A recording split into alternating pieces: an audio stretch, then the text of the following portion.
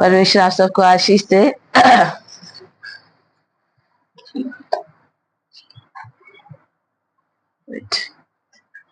मैं दिख रही हूँ आप लोग को? आवाज क्लियर है? ओके।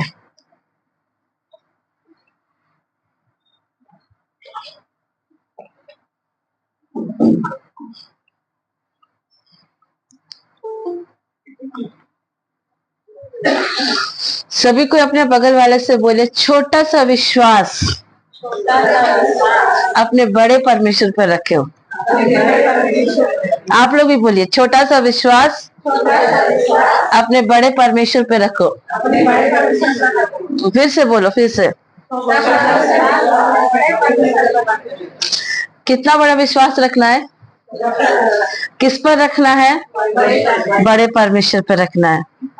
परमेश्वर की महान दासी जो प्रभु में सो गई हैं, कैथरीन कुलमैन कहती है कि मेरा विश्वास छोटा सा है, लेकिन मैं जिस पर विश्वास रखती हूँ वो बहुत बड़ा है। हालेलुया। मैं फिर से रिपीट करती हूँ, ये मेरा स्टेटमेंट नहीं है, परमेश्वर की दासी जो प्रभु में सो गई है, सिस्टर कैथरीन कुलमैन का है। उन्होंने कहा कि मेरा विश्वास छोटा है, लेकिन जिस पर मैं विश्वास करती हूँ वो बहुत बड़ा है। हालेलुया।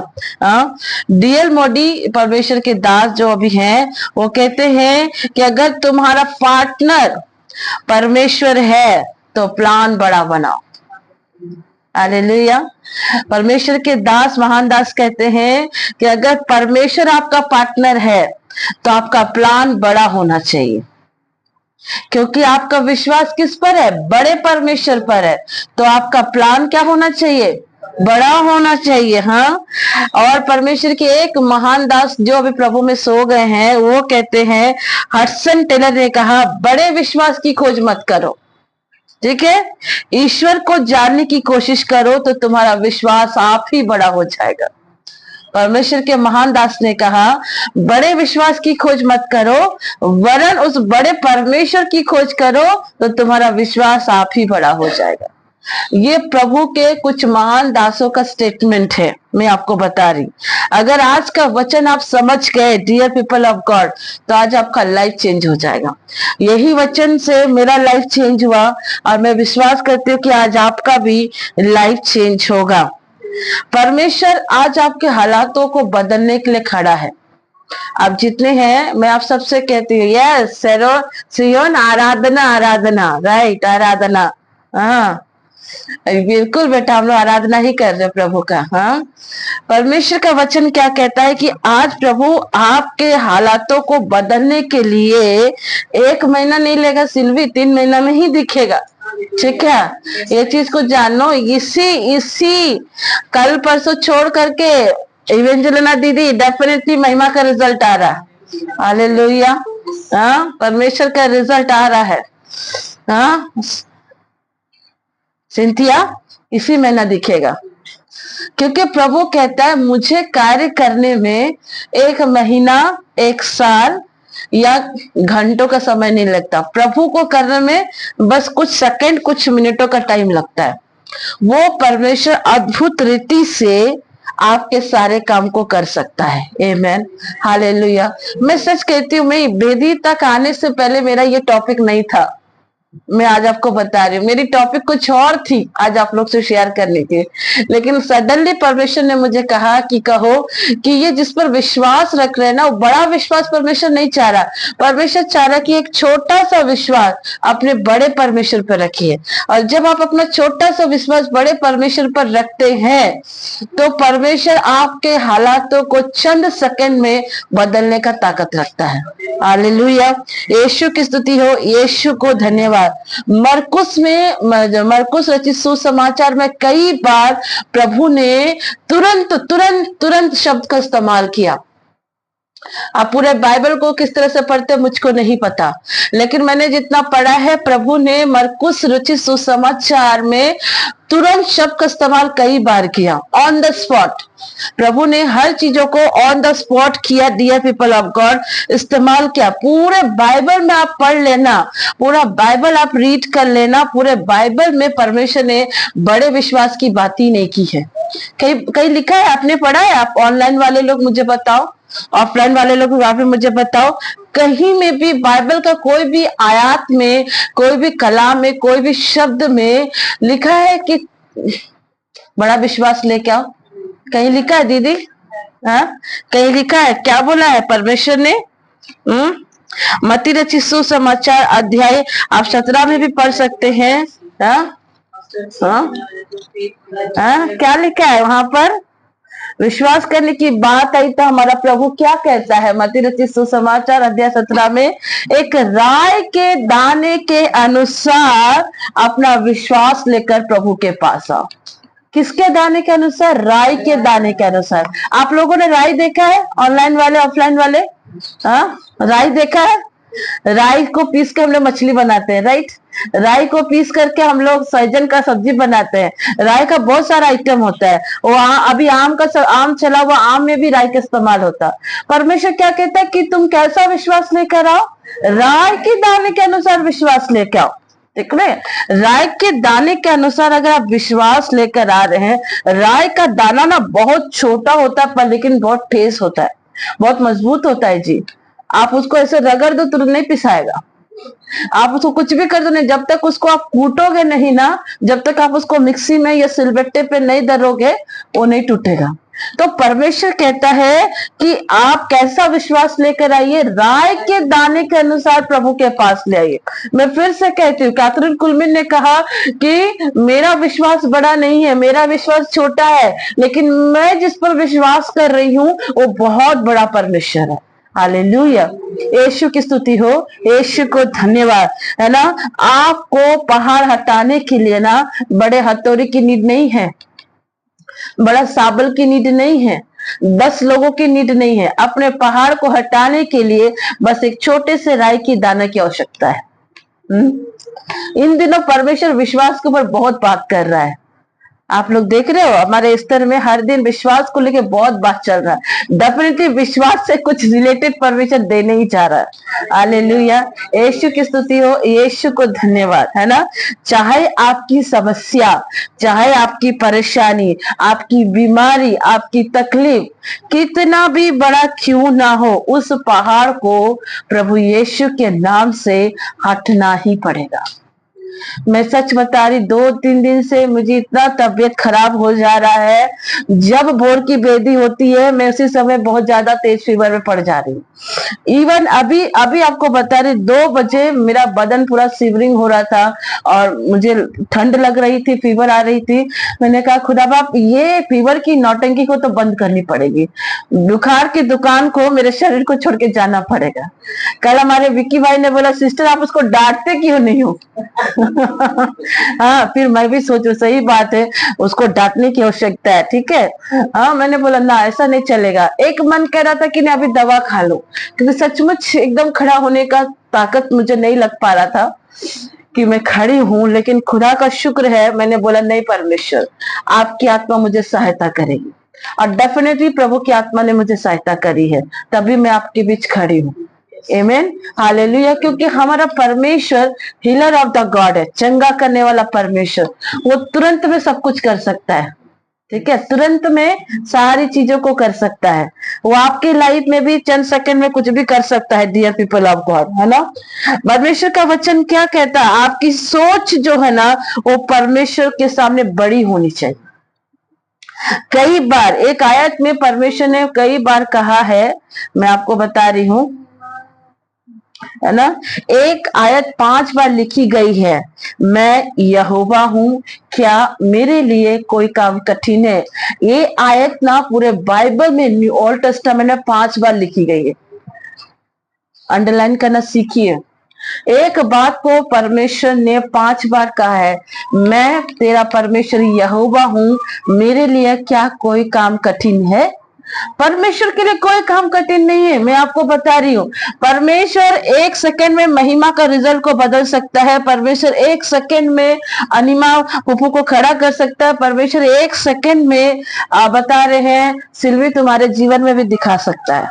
ठीक है, प्रभु कहता है क्या मेरे लिए कोई कार्य कठिन है? प्रभु के लिए कोई कार्य कठिन नहीं है। लेकिन हम क्या करते हैं पता, दिक्कत कहाँ आती है? हम अपने विश्वास की सोच को कई बार अपने दिमाग में सीमित कर देते हैं। दिक्कत कहाँ आती है? क्यों आपको कई बार आपके प्रार्थना का उत्तर नहीं मिल पाता है? क्यों कई बार आप इतना फेथ करने के बाद भी परमेश्वर के उस बड़े महिमा को देख नहीं पाते? कारण ये है कि आप अपने दिमाग में परमेश्वर की सोच को सीमित कर देते हो। पता नहीं प्रभु मेरी बेटी का शादी कराएगा कि नहीं कराएगा। हाँ, अभी सोरन आंटी मन में सोचेगी पता है नहीं, सिस्टर तो बोल दी है एमी का दिसंबर में शादी होना है। अगर आंटी 2 मन में रहेंगी तो क्या रिजल्ट दिखेगा? जैसे मैंने सिल्वी को बोला 3 महीना के बाद दिखेगा ही दिखेगा। अब सिल्वी भी 2 मन में चले गए, सिस्टर ने बोला कुछ नहीं दिख रहा है, तो क्या वो रिजल्ट दिखेगा? नहीं दिखेगा। हम सोचों को अपने दिमाग में सीमित कर देते हैं, इसलिए कई बार हमारे प्रार्थना का उत्तर नहीं आता है और हमारे पहाड़ नहीं हटते। अगर आपने सिंथिया सोच लिया है इसी जून में मम्मी का पेंशन देखूंगी तो देखूंगी, बोलो, ठीक है, और इसी मंथ में आपने सोचा है कि मैं नौकरी पाकर रहूंगी तो पाऊंगी। परमेश्वर कहता है न बल से न शक्ति से पर उसकी आत्मा के द्वारा सब कुछ पॉसिबल है। हालेलुया, यीशु की स्तुति हो, यीशु को धन्यवाद। हम अपने दिमाग में परमेश्वर के सोच वचनों को सीमित कर देते हैं। उसको सीमित नहीं करना, उसको बड़ा करना है। आमेन, यीशु की स्तुति हो, यीशु को धन्यवाद। प्रभु के महान दास बिगल स्मिथ के बारे आप सबने सुना है कि नहीं सुना है, लेकिन उनकी डॉक्यूमेंट्री को जरूर से आप पढ़ के देखना। गूगल में भी उनकी डॉक्यूमेंट्रीज वगैरह दी हुई है। बिगल स्मिथ अपने सेवा कार्य में 10 मुर्दों को जीवित किए थे। और जब बिगल स्मिथ चर्च लेते थे, चर्च मीटिंग लेते थे ना, तो उनके चर्च में काफी भीड़ होती थी। एक जगह बिगल स्मिथ चर्च में गए थे, वहां चर्च में मीटिंग ले रहे थे और 2 बहन आए थे। बोलिए 2 बहन, आप लोग भी बोलिए 2 बहन।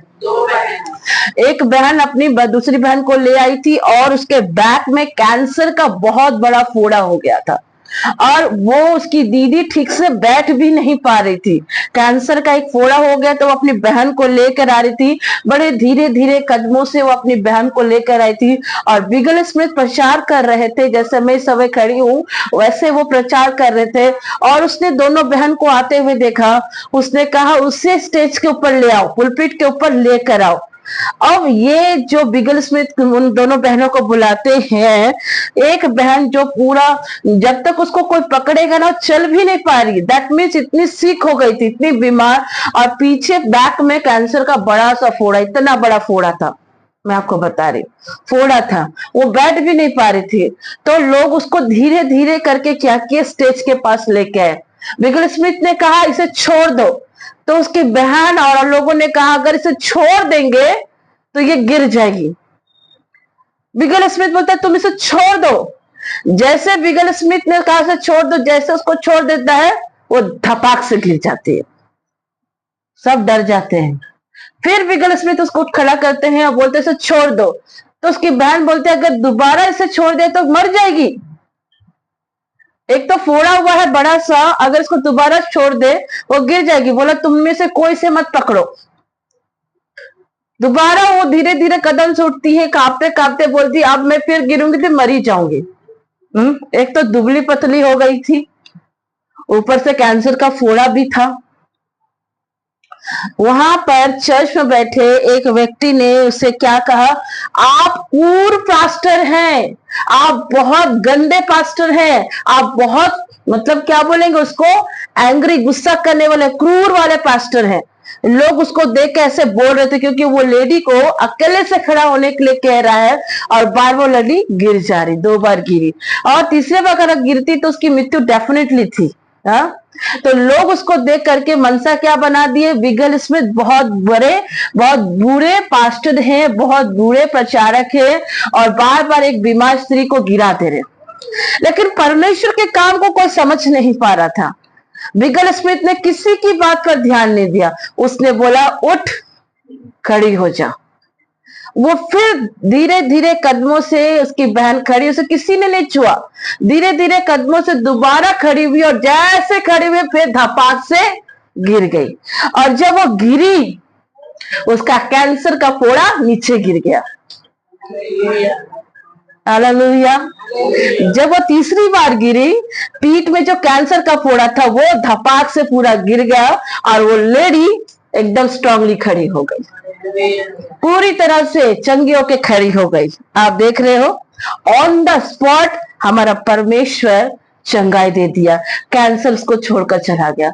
लेकिन लोग उससे पहले पास्टर के विरुद्ध में अनाप शनाप कह रहे थे कि ये क्रूर पास्टर है, वो ये है, वो ये है। प्रभु कई बार ना ऑपरेशन नहीं करता है, प्रभु कई बार कैंसर का ऑपरेशन नहीं करता, प्रभु डायरेक्टली इसको समाप्त कर देता है। आपको समझ में आ रहा? अभी हमने एक टेस्टमनी को सुना था ना, सिस्टर का लास्ट इसका कैंसर को प्रभु ने चंगा कर दिया। हाँ जी, कई बार प्रभु ऑपरेशन नहीं करता, प्रभु ऑन द स्पॉट कैंसर को चंगा कर देता। कभी कभी हम अपनी सोचों के द्वारा परमेश्वर के कामों को सीमित कर देते हैं, इसलिए हम अपने जीवन में हीलिंग्स को नहीं देख पाते हैं, मिरेकल्स को नहीं देख पाते हैं, बड़े बड़े कामों को नहीं देख पा रहे थे। इन लोगों ने भी उस लेडी की चंगाई को नहीं देख पा रहे थे जो बिगल स्मिथ को प्रभु ने दिखाया था। हालेलुया। उसको लग रहा था कि वो क्रूर है, ये है, बहुत चीजें उससे लग रहा था। लेकिन जब वो तीसरी बार गिर के उठी तो क्या हुआ, कैंसर का फोड़ा जा चुका था और वो ऑन द स्पॉट हीलिंग को पा चुकी थी। हालेलुया। परमेश्वर कई बार आपके सिचुएशंस को ना यूं तुरंत 10 सेकंड 10 मिनट में चंगा कर देगा। उसको अगर दिखाना होगा ना तो 2 मिनट में दिखा देगा सिंथिया। ठीक है, 2 मिनट में परमेश्वर काम कर सकता है। इसीलिए परमेश्वर कहता है कि अपने सोच को सीमित ना करें, वरन उसे असीमित खुदा के हाथ में दे दीजिए। अपनी सोच को छोटा मत करो, वरन कि अपने सोच को उस बड़े परमेश्वर के हाथ में दे दो जो आपकी जिंदगी को बदल सकता है, जो आपके लाइफ को चेंज कर सकता है। हालेलुया। एक घटना मुझे याद है, गिनती की पुस्तक अध्याय 11 में हम देखते हैं कि किस प्रकार मिस्र के लोगों जो मूसा इजराइलियों को मूसा ने क्या किया था, मिस्र से निकाला था। और जब मिस्र से निकाला था तो वहां वो इजरायली लोग परमेश्वर के कितने बड़े बड़े कामों को देख रहे थे। परमेश्वर ने लाल समुद्र को 2 भाग किया, परमेश्वर ने चट्टान से पानी निकाली, परमेश्वर ने आकाश से मन्ना को खिलाया कि नहीं खिलाया, कितना बड़ा बड़ा काम को दिखाया था। लेकिन फिर भी इजरायली ढीठों की तरह परमेश्वर के दास और परमेश्वर के लिए क्या कर रहे थे, बुड़ बुड़ बुड़ बुड़ बुड़ बुड़ बुड़ बुड़ शिकायतें और बहुत सारे अनाप शनाप शब्द को कह रहे थे। आपको पता है मूसा 6 लाख पुरुष के साथ साथ उसमें 6 लाख पुरुष थे, स्त्रियां और बच्चे और बूढ़ों की तो गिनती मत पूछो। आपको बता रही, ये लोग एक दिन मूसा से कहते हैं हमारे लिए मिस्र ही अच्छा था, वहां हमें मीट मच्छी लहसुन कांदे प्याज सब खाने को मिलते थे। सोचो, सब मेंशन किया हुआ गिनती की पुस्तक में, वहां लिखा है लहसुन कांदे मीट सब मिलते, लिखा हुआ मेंशन। हाँ, आज लोग खाने के चलते में इतना क्रेविंग बढ़ी हुई है, लोग अपने घर को छोड़ के कहाँ चले जाते, कौन ढाबा कौन रेस्टोरेंट, इतनी खाने की क्रेविंग है। देखो, ये क्रेविंग अभी से नहीं है, पुराने नियम से है, तो आप लोगों का दोष नहीं है, पुराने नियम से है क्रेविंग खाने को लेकर के। हाँ, इतनी ज्यादा क्रेविंग है। नहीं, मम्मा ने जो दाल चावल बनाए उसे नहीं खाएंगे, वो जाएंगे राजू के ढाबा पे चाउमीन ही खाएंगे, वो बड़ा पाव ही खाएंगे, वो पुचके ही खाएंगे, वो गोलगप्पे ही खाएंगे। हाँ जी, मनोज सीमा को खिलाने के लिए लिया क्या नहीं क्या पुचका? मनोज कभी लेके गया कि नहीं सीमा को पुचका खिलाने? हाँ, नहीं जी, आज तो खाना नहीं बनेगा, जब तक पुचका नहीं मिले खाना नहीं मिलेगा। हाँ, लेकिन हमारी बहन सीमा ऐसी नहीं है, ठीक है, बहुत अच्छा पकाती है। मैंने उनके हाथ से खाद का खाया है, सैंडविच खाया है, ठीक है। कई बार हम जिद पकड़ लेते हैं ना, खाने की क्रेविंग। देखो, एक खाने की क्रेविंग भी एक प्रकार का दुष्ट आत्मा है, मैं आपको बता रही। अधिक खाना भी एक प्रकार का दुष्टात्मा का साइन है। आप एक लिमिट में खाते हैं, दैट इज गुड, लेकिन लिमिट से अबव आप खा रहे हो तो ये दुष्ट आत्मा का साइन है। अगर आपके घर में कोई ऐसा है तो डेफिनेटली उसके लिए प्रार्थना करिए। ये सही चीजें नहीं है, क्योंकि हद से ज्यादा आप खा रहे हो ना, तो आपका शरीर नहीं, स्पिरिट उसको खा रहा है।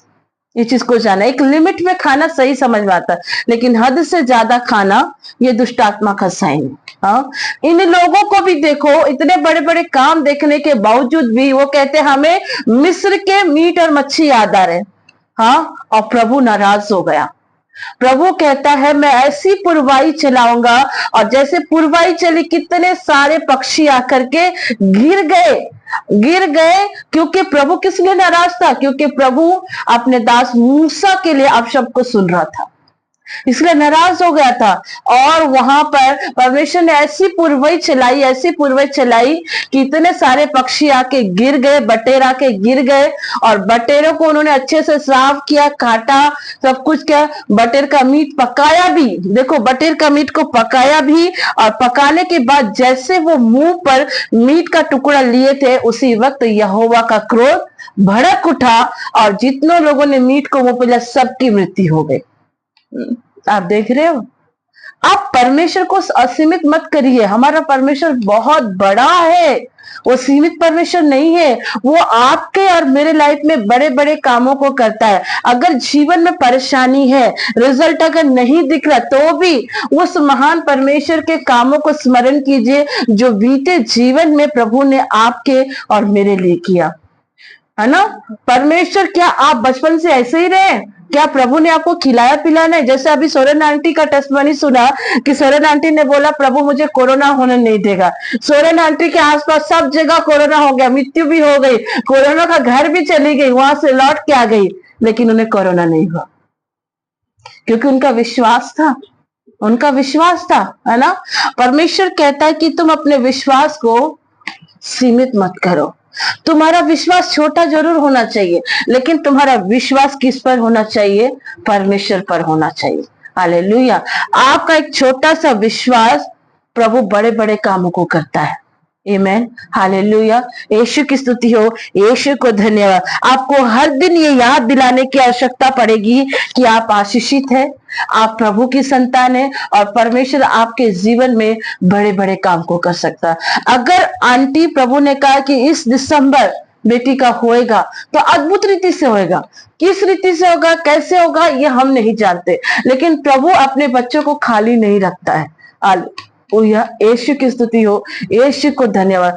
आपको बीते दिनों में उन भलाइयों को याद करने की आवश्यकता है जब बीते दिनों में आप परेशान थे, आप घबराहट में थे, आप पाप में पड़े थे, और उस समय भी प्रभु ने आपकी सुनी और आपको वहां से निकाला। तो वो परमेश्वर अभी भी आपको निकालने में क्या है, सक्षम है। यीशु की स्तुति हो, यीशु को धन्यवाद। मैंने बीते शुक्रवार को वो बात बताई, 2 दिन पहले बताई कि सारपत नगर की विधवा के पास क्या था? कुप्पी भर मैदा था और थोड़े से तेल थे। उस स्त्री के माइंड में क्या चल रहा था? आज रोटी बनाऊंगी, एक टुकड़ा अपने बेटे को दूंगी, एक टुकड़ा खुद खाऊंगी, और दूसरे दिन सुसाइड कर लूंगी। कई बार परेशानी को देख करके हम विचार करने लगते हैं मेरा पति नहीं सुधर सकता। जब हम पति को ज्यादा पीते हुए देखते हैं ना, तो हम विचार करने लगते हैं, शैतान विचार डालता है, देख तेरा पति पी रहा है, वो सुधर नहीं सकता, और हम उसी विचार में सीमित हो जाते हैं। शादी को 13 साल बीत गया, देख तुझे बच्चा नहीं है, आगे बच्चा होगा कि नहीं होगा, क्योंकि पीसीडी हो गया है, रसोली हो गई है, थायराइड हो गया है, पीसीओएस हो गया है, सिस्ट हो गया है। शैतान इन बातों को याद दिला करके हमारे विचार को क्या कर देता है? सीमित कर देता है, और हम उसी विचार को लेकर बैठ जाते हैं, यहाँ अब तो बच्चा हो नहीं सकता है, या तो अडॉप्ट करना पड़ेगा, या तो कुछ और रास्ता देखना पड़ेगा। उस विचार को लेके शैतान हमें सीमित कर देता है। लेकिन हमारा परमेश्वर सीमित है क्या? हमारा परमेश्वर असीमित है। बाइबल बताती है, उत्पत्ति ग्रंथ में परमेश्वर ने जब अब्राहम को पुकारा, अब्राहम कितने साल का था? 75 साल का था। कितने साल का था आप लोग को मालूम है? 75 ईयर्स का था। और प्रभु ने से क्या कहा? अब्राहम मैं तुझे क्या दूंगा? प्रतिज्ञा की संतान दूंगा। आप सोचो 75 साल के अभी के यंग, अभी के हमारे अंकल आंटी को देखोगे तो कोई नहीं बोल सकता है कि सोरेन आंटी की एज में कोई बच्चा पैदा कर सकता है क्या? हाँ, मौसी की आंटी की एज में कोई बच्चा पैदा कर सकता है क्या? कोई नहीं बोल सकता। लेकिन उस समय सोचो परमेश्वर ने ये प्रॉमिस किया। हाँ, अगर हमारे अब्राहम बाबा, अनीता दीदी के पापा, लाइक दीदी पापा का 70 हो ही गया होगा, है ना? उस एज में परमेश्वर ने अब्राहम को पुकारा था। उस एज में कहा कि तुझे बच्चा होगा। अब्राहम भी अपनी सोच को सीमित कर सकता था, परमेश्वर आप मुझे बोल रहे बच्चा होगा। सारा 70 साल की हो गया, मैं 75 साल का हो गया, उसका पीरियड बंद हो गया, मैं तो बूढ़ा हो गया, लाठी पकड़ के चल रहा हूँ। कई बार लोग बोलते होंगे, आप लोग को भी बोलते होंगे, 45 की हो गई है, शादी नहीं हो रहा, पढ़ाई पढ़ाई, एग्जाम, नौकरी नौकरी, है बोलते होंगे कि नहीं? हाँ, रजनी सिस्टर सुनना पड़ता है कि नहीं? 45 की हो गई है, नौकरी नौकरी। हमारे शैलेश भाई जुड़े नहीं है, अच्छा लगता है शैलेश भाई जुड़ते हैं। शैलेश को देख के हमारी बेटी एंजल बोलती चाचा एक साइकिल पंचर है, एक चक्का पंचर है, एक चक्का ठीक है, 10 मिनट आपको चाची लाने की आवश्यकता है। हाँ, कब शादी करेगा हमारा शैलेश? हालेलुया, यीशु की स्तुति हो, यीशु को धन्यवाद। हाँ जी, अब्राहम को पुकारा परमेश्वर ने 75 साल की उम्र में। अब्राहम खुश था इस बात को लेकर कि परमेश्वर ने मुझसे प्रॉमिस किया है कि वो मुझे बच्चा देगा। वो जब भी बाहर निकलता था, चांद तारे आकाश को देखकर प्रभु की महिमा करता था और उसको फेथ होता था कि प्रभु एक टाइम आएगा मुझे बच्चा देगा। मुझे एक बात बताओ, परमेश्वर के समय में दिया हुआ उत्तर ज्यादा अच्छा है कि बिना उसके समय पे उत्तर मिलना ज्यादा अच्छा है? जब परमेश्वर समय पे उत्तर देता है ना, उसमें बड़ी ब्लेसिंग आती है, बड़ा खुशी आता है, आनंद आता है। आमीन, हालेलुया, यीशु की स्तुति हो। अब्राहम उसको देखता था, आकाश और तारे को देख करके प्रभु की महिमा करता था। उसने कभी भी अपने सोच को सीमित नहीं किया। एक टाइम आया जब अब्राहम को लग रहा था कि इतना समय बीत गया है, 75 से 80 साल हो गया, 90 साल हो गया, 90 इयर्स में शायद अब्राहम को ऐसा फील हुआ और वो तंबू में लेटे लेटे सोच रहा था, इतना संपत्ति हो गया, इतना सब कुछ हो गया, इतनी सारी चीजें हो गई हैं, लेकिन अभी तक बच्चा नहीं है। शायद मुझे अपना सारा प्रॉपर्टी अपने दास एलियाजर को देना पड़ेगा। कई बार आप भी सोचते हैं कि शायद मेरा पति नहीं बदलेगा तो मुझे डिवोर्स देना पड़ेगा। कई बार आप सोचते हैं कि मेरा बेटा नहीं बदलेगा तो उसे प्रिहाब सेंटर भेजना पड़ेगा। कई बार आप सोचते होंगे मेरी बहू को बच्चा नहीं हो सकता तो दूसरा शादी कराना पड़ेगा। आप लोग सोचते हैं जी, कई घरों में सोचते हैं अरे इस बहू से बच्चा नहीं हो रहा तो दूसरा बहू लेके आ जाए। हाँ जी, मैं आपको बता रही, जब मेरी मम्मी को बेटा नहीं हो रहा था ना, मेरी दादी और फुआ ने डिसाइड किया था कि अभी भी इसको अगर बच्चा लड़की पैदा होगा तो उसको घर से निकाल देंगे और दूसरी शादी करा लेंगे। कई एक घरों में इस तरह की धारणा, मसीह घरों में भी धारणा है, मैं आपको बता रही, मसीह घरों में भी धारणा है अगर बहू बच्चा पैदा नहीं कर पा रही है तो उसको दूसरी शादी करा दो। ये नहीं सोचो कि परमेश्वर की कुछ योजना होगी, ये नहीं दिखता है कि परमेश्वर ने क्यों कोख को बंद करके रखा है, ये नहीं दिखता है कि परमेश्वर की कुछ बड़ी एक गवाही अपनी बहू से परमेश्वर तैयार कर रहा है। उसको नहीं देखते हैं, तुरंत नेगेटिव हो जाते हैं, तुरंत नेगेटिव हो जाता है, अरे इसको बच्चा नहीं हो सकता, क्या पता तुम्हारे बहू पे नहीं तुम्हारे बेटे में कमी हो। एक परिवार मेरे पास आया था और मुझे कहता है सिस्टर जी इसको खाली लड़की लड़की पैदा होता है, हम इसको छोड़ देना चाहते हैं। एक परिवार आया था, मैं आपको बता रही, उसने मुझे बोला जब इसको टेस्ट कराते हैं, जब अल्ट्रासाउंड कराते हैं तो इसको लड़की ही होता है। मैंने बोला सबसे पहले तो कौन है जो अल्ट्रासाउंड करके इसको बताता है कि इसको लड़की हो रहा, क्योंकि अल्ट्रासाउंड में बताना भी एक प्रकार का जुर्म है। इसको खाली इसका पेट में खाली लड़की लड़की है। मैंने बोला जरा साइंस पढ़े हो कि नहीं पढ़े हो? हाँ जी साइंस पढ़े है ना। कौन से स्कूल से पढ़े हो? इंग्लिश मीडियम से पढ़े। क्यों तुम्हारे टीचर ने नहीं बताया लड़की के पेट में एक्स और वाई होते हैं? और सॉरी, लड़की के पेट में एक्स होते हैं और लड़के के पेट में एक्स और वाई होते हैं। लड़का का एक्स मिलेगा तभी लड़की होगा, और लड़का का वाई एक्स से टच करेगा तभी लड़का होगा। हाँ जी, आपने दोष लगा दिया बहू के ऊपर। दोष तो आपके ऊपर होना चाहिए, क्योंकि ये आपके ऊपर डिपेंड कर रखी, आप लड़का दो या लड़की दो। तब तो बहू फटक पड़ी, बहुत फट पड़ी। सिस्टर जी आपको बहुत धन्यवाद, आपने बता दिया, फट पड़ी बहू, आपको बहुत धन्यवाद। जब देखो मुझे लड़की के लिए ताना मारते हैं, हाँ आज तो घर जाके कुटाई करूंगी क्योंकि इसके अंदर एक सरवाई है। हालेलुया, यीशु की स्तुति हो। आज जाके कुटाई करूंगी। बार बार मेरी सास मुझे ताना मारती है, बार बार ये मुझे कहते रहता है।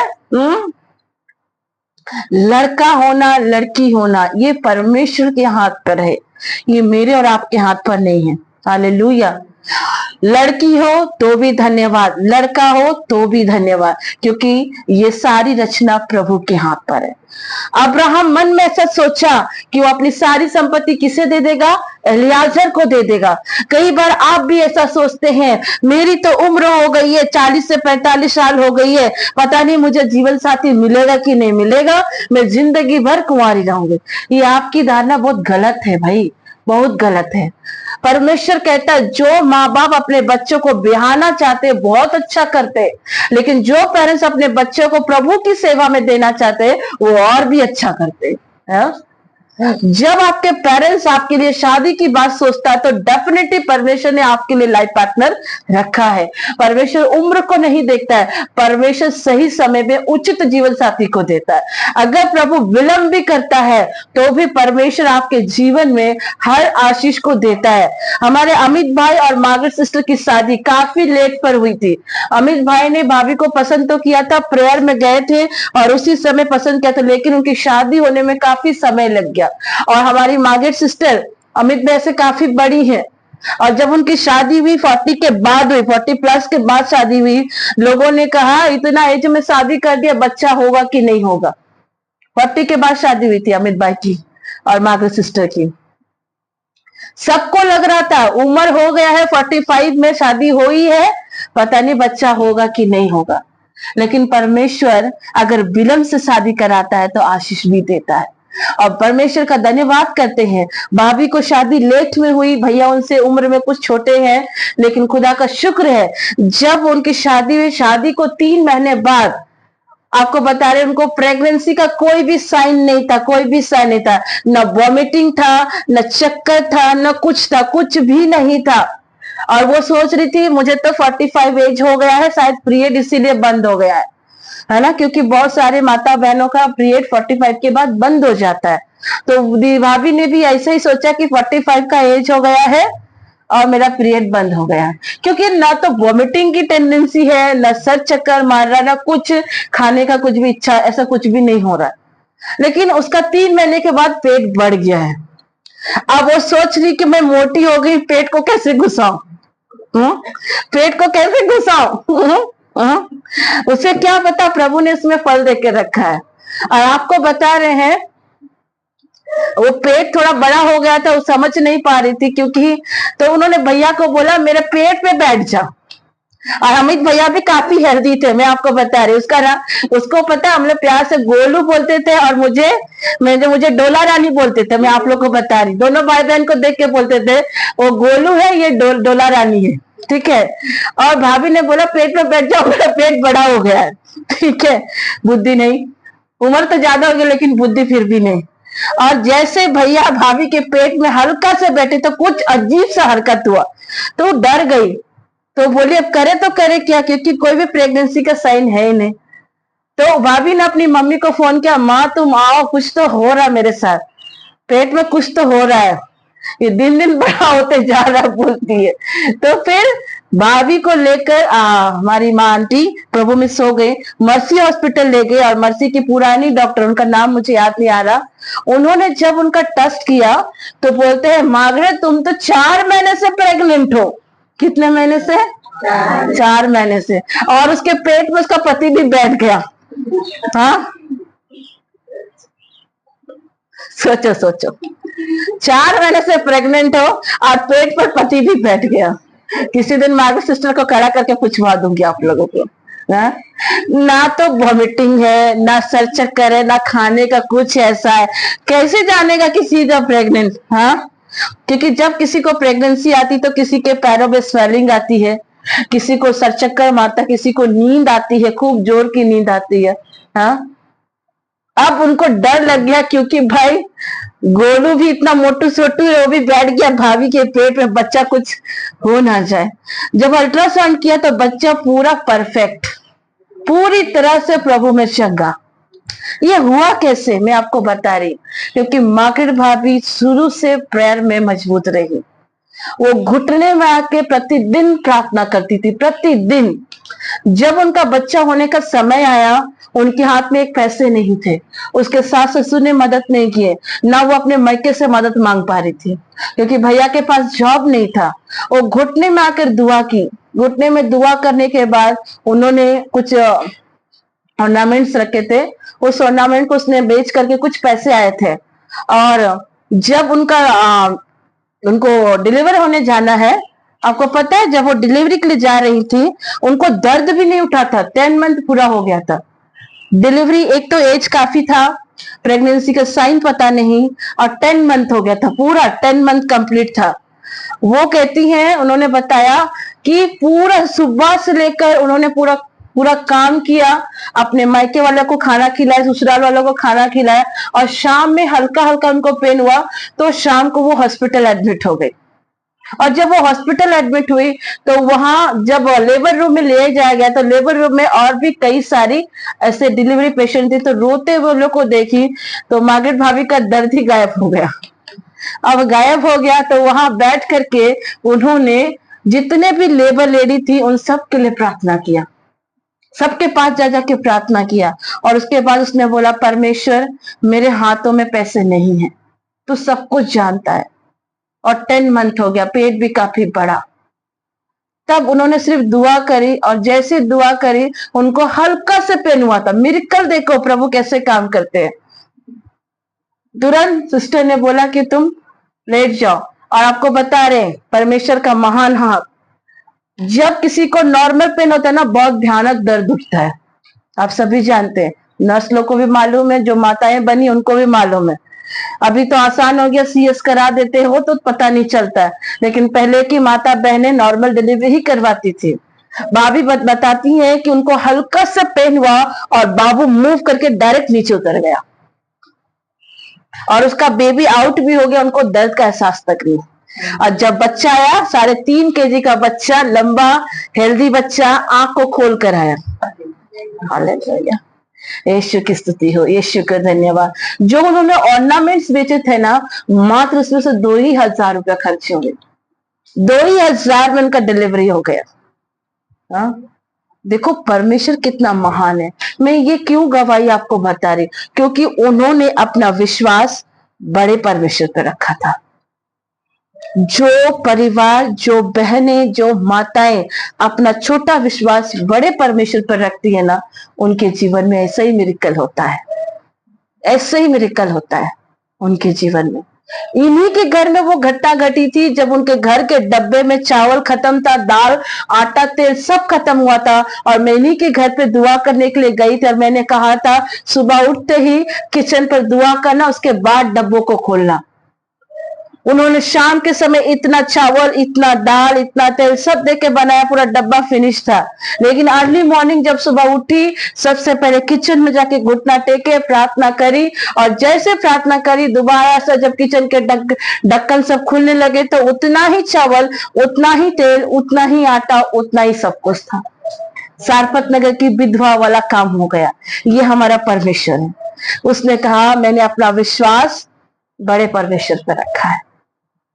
अगर आज आप अपना विश्वास उस बड़े परमेश्वर पर रखते हैं तो मैं सच कह रही हूँ 3 महीना में बहुत कुछ दिख जाएगा। दिस मंथ पेंशन भी क्लियर हो जाएगा।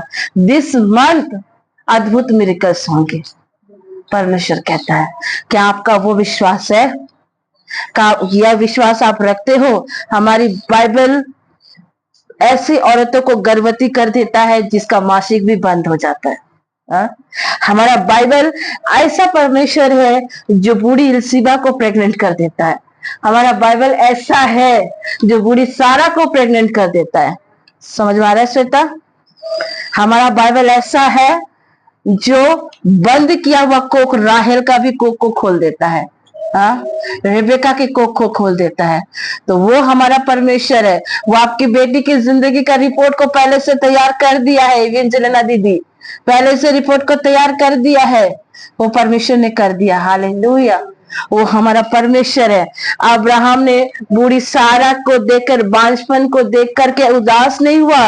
वो उस बांझपन और मरी हुई कोख कर देखकर भी परमेश्वर को महिमा दे रहा था, क्योंकि जानता था जिसने से प्रॉमिस किया है वो क्या है, सर्वशक्तिमान है। और उसने क्या कहा था, सारा के गर्भ से जातियों को वो देख रहा था। वो कहता तू जातियों की माता और तू जातियों का पिता कहलाएगा। अब्राहम को परमेश्वर ने क्या कहा, अब्राहम मैं तेरा बड़ा प्रतिफल हूं। जब जिंदगी में कुछ समझ ना आए, जब आप परेशानी से गुजर रहे, कुछ भी समझ में नहीं आ रहा है, तब इस वचन को जरूर से कहिए, प्रभु तू मेरा बड़ा प्रतिफल है। और जब आप ये कहते हैं कि प्रभु मेरा अत्यंत बड़ा प्रतिफल है, डेफिनेटली परमेश्वर आपका बड़ा प्रतिफल है। हालेलुया, यीशु की स्तुति हो, यीशु को धन्यवाद। तो आज अपना विश्वास किस पर रखना है, उस बड़े परमेश्वर पर। कोई बड़ा संदेश में आप लोग को नहीं दी हूं, छोटा ही दी हूं, ठीक है, ताकि आप समझ पाओ। कैथरीन कुलमैन ने लास्ट इस बात को कह के इस मैं संदेश को समाप्त करूंगी।